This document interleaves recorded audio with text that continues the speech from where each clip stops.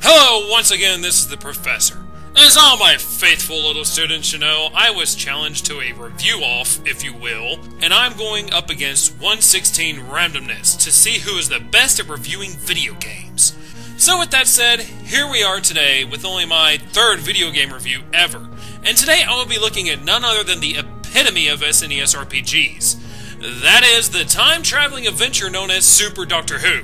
Well, Doctor Who if you replace the Doctor with the red-haired 16-year-old boy from medieval times who uses a sword, is mute, and fights monsters. Obviously, I'm actually talking about Chrono Trigger. Chrono Trigger was originally released for the Super Nintendo on March 11th, 1995, and was met with raging reviews, and winning quite a few awards over the previous years. This game is still, to this day, considered one of the greatest games to be released on the Super Nintendo, or even the best RPG to be released on the SNES, and one of the greatest RPGs of all time. But you have to ask yourself, why? Why is this game so loved by the fans of the RPG genre? Could it be the storyline, the combat system, the graphics, the musical score, or could it be that there was a half-naked blonde cave woman who looks really good in fur? The answer would be all of the above, especially the cave woman.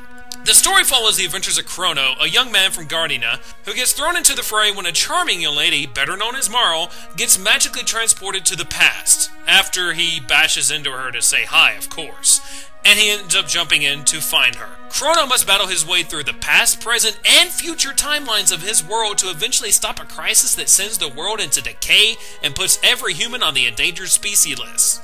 The humans also apparently get dumber after this happens, proving that Idiocracy is more of a documentary of the future and not a comedic film. I'm not going to tell you the full details of the story behind Chrono Trigger for the sole fact that I don't believe in giving spoilers. And because the storyline that is woven in Chrono Trigger is so vast and amazing that it is really something that needs to be experienced and not heard. Though if you really want, I can tell you, you just have to ask.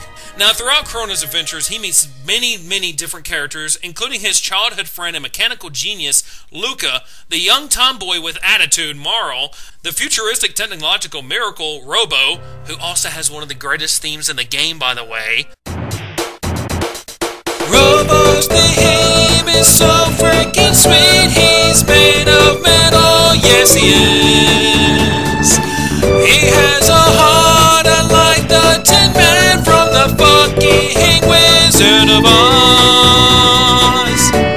The young man who was turned into a frog by a dark sorcerer that is simply named Frog, but any true fan of the game will actually give him his real name each time that they play it. Plus, he has the best character theme song in the game. I will be victorious over you, I'm a frog, and I know how to use a sword, yes I do, oh yes I do. I will be victorious over you, yes your blood will flow freely from your body. After I slash you, yes I will, I'll cut your fucking head off, cause I'm a frog. I once was a man whose name was Glenn, until the fucking sorcerer hit me. The smoking hot cave woman with bad English that proves brains don't matter too much when you can throw a dinosaur halfway across the room, Ayla, and last but definitely not least, the dark sorcerer and quite possibly one of the coolest characters to ever be created for anything. After all, guys, come on, he uses a scythe, Magus, who also has a pretty kick-ass theme song. I'm a sorcerer with magic. Turn that guy into a frog. I'm a badass with a scythe. Now, the wide array of playable characters, while it can be a negative in some games, such as Final Fantasy VI, it actually works. The writers spent enough time developing these characters to have very specific personalities and mannerisms. There are even scenes in the game that will change depending on the character you have with you at the time. Such as when you first meet Ayla. Marl gets a little pissed off thinking that she is trying to make a move on her man. The level of focus and development show that the development team, also better known as the Dream Team at the time, took a lot of care in creating Chrono Trigger and the way the characters, including NPCs, react, making the world seem alive in a sense which truly gave you the ability to become more immersed than in any other RPG on the market at the time. Well, RPGs that were released on consoles. Now, you might think that I'm done talking about storyline, but that is where you would be wrong. Imagine, if you will, side quests for each character in the game that develop them even more, such as saving Luca's mom from being paralyzed. The fact that the story can change slightly depending on the choices you make. The fact that you can choose whether two main characters live or die. Chrono Trigger is truly an open book. A narrative you write as you play. This was something that was not around when Chrono Trigger was released. Branching storylines, changing dialogue, the ability to completely change events in the game, these were all new concepts, and it blew our freaking minds. Though I can remember the most influential and mind-blowing part of the game very vividly. Imagine, if you will, that you are me. I know that's kind of scary, but please do it anyway. Shortly after this game was released, and you finally beat it. You are sitting at school talking with your friends who also played and beat the game, and you just so happen to state, "Wow, what did you guys think of that ending? That was pretty tubular." Yes, I said tubular at that age. Which in turn they would respond saying, "What is wrong with you, home-sliced goober cake?" Yeah, I know, we were a bunch of losers. "That ain't the ending, my brother. This is the ending." Then 5 minutes later, after arguing and bashing your best friend's head into a locker, you realized, holy crap, this game has more than one ending! Yes, Chrono Trigger effectively introduced multiple endings to RPGs and gaming in general. To top it off, there are 12 of them. So that means you get to play the game at least 12 times trying to find them all. Today, I would suggest GameFAQs, but we didn't have that then. So I have probably beat Chrono Trigger well over 30 times. Most of them from my childhood and trying to find the different endings. Hell, there is even an ending where you do nothing more than talk to the creators of the game. Now, well, if you will allow me, and I'm really not giving you much of a choice here, I would like to shift gears and take a look at another aspect of Chrono Trigger that is obviously very important. That would be the combat system that is used. Up to the release of Chrono Trigger, fans had seen battle screens typical to Dragon Warrior or Final Fantasy. Completely motionless character sprites with a very minimal amount of movement. Chrono Trigger took that style of combat out behind a barn, beat it, shot it, set it on fire, and then pissed on its grave.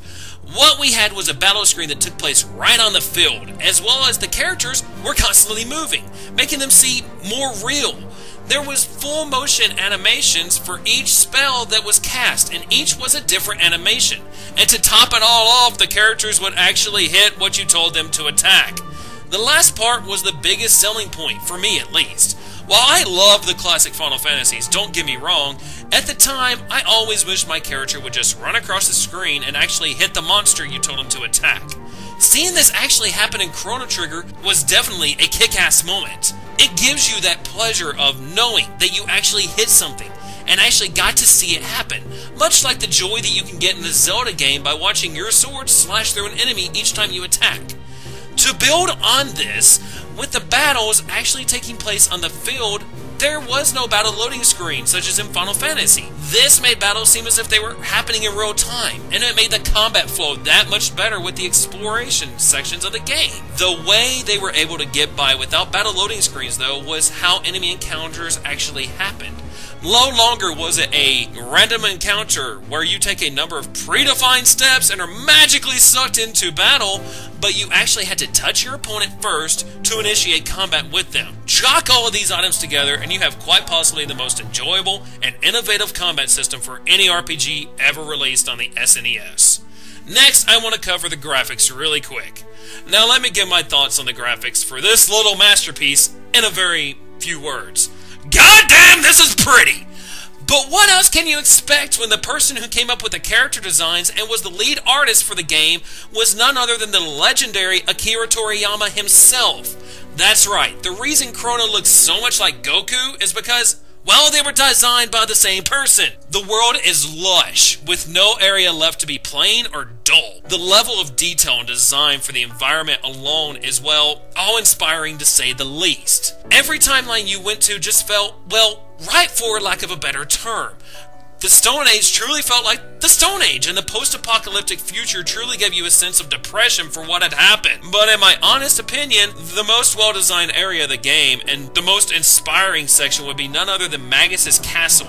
This place truly felt like the house of a man who worshipped the dark arts and reveled in the power that it bestowed upon him. Truly, Chrono Trigger is a sight to behold. The last area I have to touch base on is the score and soundtrack. Now, let me tell you, there are quite a few amazing video game scores from the SNES. Super Metroid, Castlevania 4, Final Fantasy VI, and Demon's Crest, to just name a few.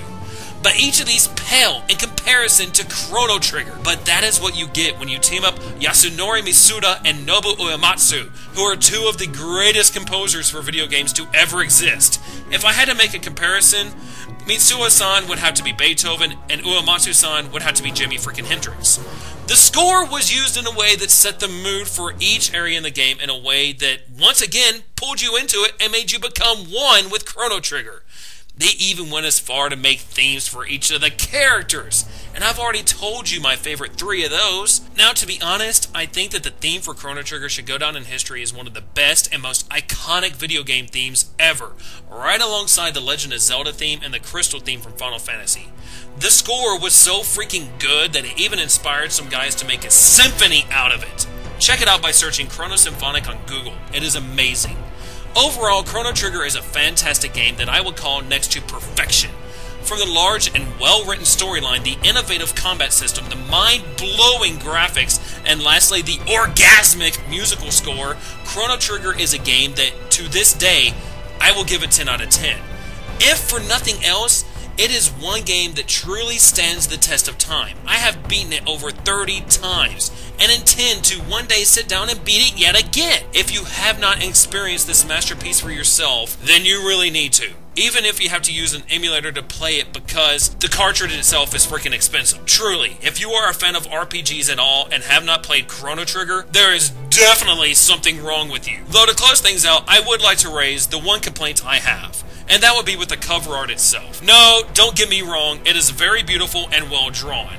The issue is that for some reason they have Morrow using a fire spell when in the game she can only use ice magic, and they are fighting this monster in the snow when you actually fight him in a cave.